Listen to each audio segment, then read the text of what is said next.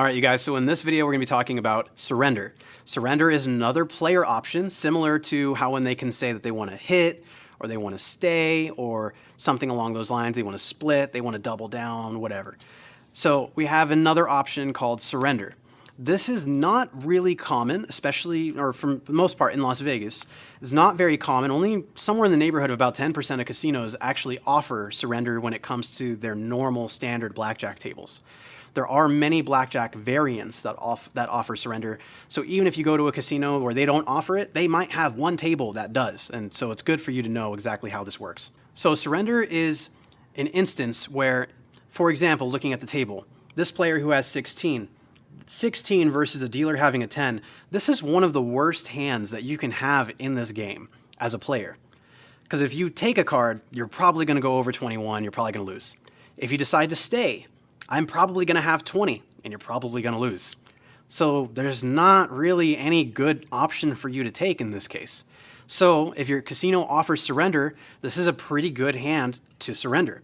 Surrender means that you will automatically forfeit half of your bet, and you will get the other half in return. And then you're off the game, and we wait for the next hand to reset. Simple as that. So let me show you the two ways in how we handle surrender. I'm going to show you one way here, and I'm going to show you another one where it's not always as easy, so I'll show you that.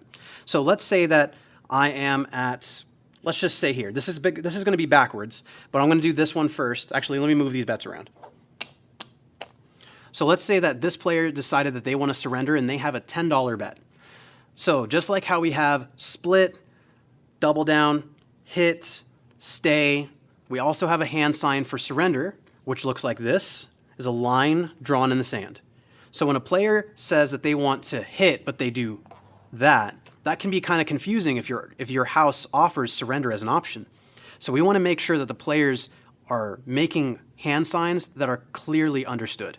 So if you're not 100% sure exactly what they did, just ask them, did you mean to surrender? And then make sure that they do the hand sign properly. So if they decide to contest it, they look at the cameras, they can see exactly what that player actually intended.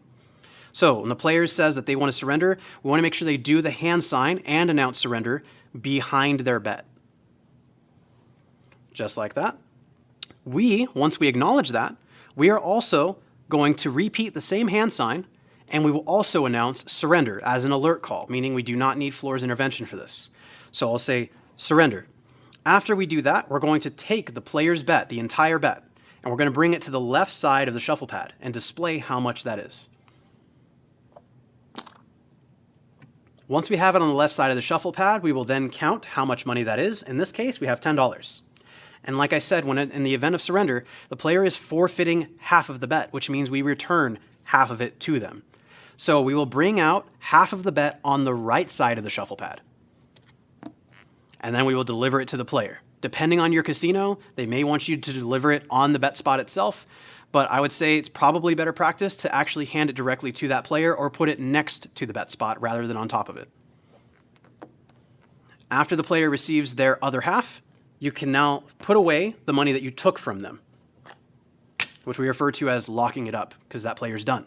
Now, since that player chose to surrender, they are out of the game. They're done.